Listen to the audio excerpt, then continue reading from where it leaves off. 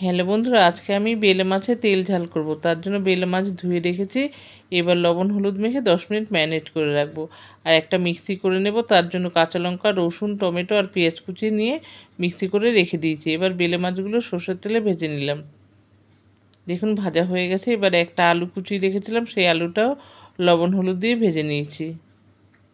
এবার ওই তেলেই দিয়ে দেবো পেঁয়াজ কুচি। পেঁয়াজটা একটু হালকা ভেজে নিয়ে মশলাটা যে মিক্সি করে রেখেছিলাম সেটা দিয়ে দিলাম।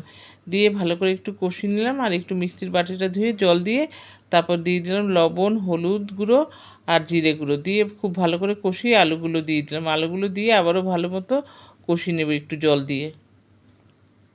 তারপরে কষানো হয়ে গেলে পরিমাণ মতো জল দিয়ে দেবো। আর একটা কাঁচা লঙ্কার জলের সেদ্ধ দিয়ে দিলাম। এবার ফুটে গেছে, আলু সেদ্ধ হয়ে গেলে ভাজা মাছগুলো দিয়ে একটু ফুটিয়ে নেব। ফুটে গেলে ধনেপাতা কুচি দিয়ে সার্ভ করে নেব, ব্যাস হয়ে গেল।